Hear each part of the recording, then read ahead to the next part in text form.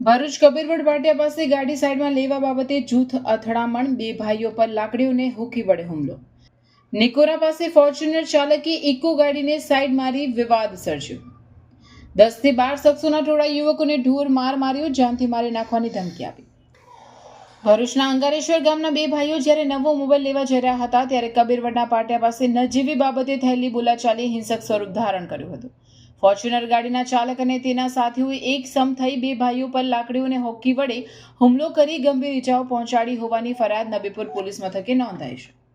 મળતી માહિતી મુજબ અંગારેશ્વર નવી વસાહતમાં રહેતા અને ધોરણ 12માં અભ્યાસ કરતા ઉર્વેશભાઈ પરસોત્તમભાઈ વણકર અને તેમનો મોટો ભાઈ ત્રિકાલ પોતાની ઇકો ગાડી GJ16 DK 5181 લઈને ભરૂચ મોબાઈલ લેવા જઈ રહ્યા હતા. આ દરમિયાન કબીરવડ પાટિયા પાસે ફોર્ચ્યુનર ગાડી GJ14 BJ 8111ના ચાલકે તેમની ગાડીને સાઈડ મારી અને રોડ વચ્ચે ગાડી ઊભી રાખી અન્ય વ્યક્તિ સાથે વાતે વળગ્યો હતો. જ્યારે ત્રિકાલભાઈએ હોર્ન મારી ગાડી સાઈડમાં લેવા જણાવ્યું ત્યારે ફોર્ચ્યુનર ચાલક અનુરાગ રામજીભાઈ વસાવા રહેવાસી નિકોરાએ ઉશ્કેરાઈને ગાળો આપવાનું શરૂ કર્યું હતું. વિવાદ વધતા અનુરાગ અને તેની સાથેના શખ્સોએ બંને ભાઈઓ પર હુમલો કર્યો હતો.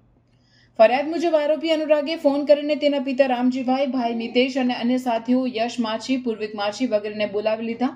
આ 10 થી 12 લોકોના ટોળાએ લાકડીઓ અને હોકી જેવા હથિયારો સાથે આવી બંને ભાઈઓને રોડની સાઈડમાં ખેંચી જઈ બેરહેમીપૂર્વક માર માર્યો હતો. હુમલાખોરોએ આજે આ લોકોને જાનથી મારી નાખે તેવી બૂમો પાડી ઢીકાપાટુનો માર માર્યો, જેમાં ઉર્વેશનું ટી-શર્ટ પણ ફાટી ગયું હતું. ઝપાઝપી દરમિયાન ત્રિકાલભાઈના ગળામાં રહેલી સોનાની ચેઇન અને રોકડ ભરેલું પાકીટ ક્યાંક પડી ગયું હોવાનું પણ ફરિયાદમાં જણાવાયું છે. ઘટના સ્થળે અન્ય ગ્રામજનો આવી જતા વધુ મારથી બચાવ થયો હતો. જો કે જતી વખતે હુમલાખોરોએ ધમકી આપી હતી કે હવે જો તમે નિકોરા ગામથી પસાર થયા છો તો તમને જાનથી મારી નાખીશું.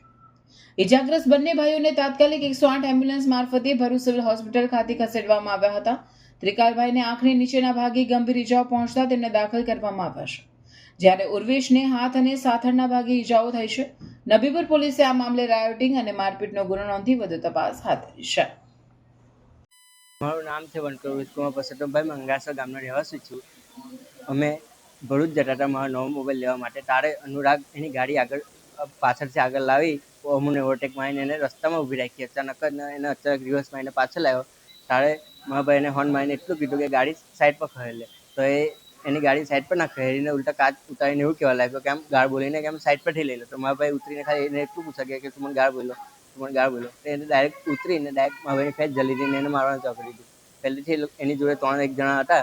એમાંથી મારા ભાઈને મારવાનું ચાલુ કરી દીધું. એમાં મારા ભાઈ ટી-શર્ટ ફાડી નાખી. એમાં મારા ભાઈ ચેન પહેરેલી હતી તે બી તૂટેલું છે. અને મારા ભાઈ જોડે લૂંટપાટ બી થયેલું છે 20,000 રૂપિયાનું. એ લોકોની આખી એ રીતની ગેંગ જ છે 147 કરીને.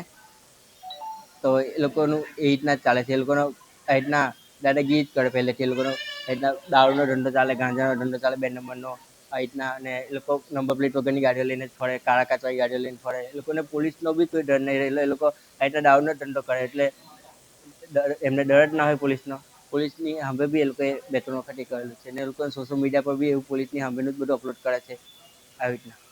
મારા ભાઈની સ્થિતિ એ છે કે મારા ભાઈને એ લોકોએ એના પપ્પા લોકોને જ્યારે ફોન કર્યો ને એના પપ્પા લોકો જ્યારે દંડાને સપાટા એવું લઈને આવ્યા, તેના પપ્પાએ ડાયરેક્ટ આવીને મારા ભાઈને માથાના પાછળના ભાગમાં સપાટો મારી દીધો. 3 દિવસથી મારા ભાઈ બેભાન છે.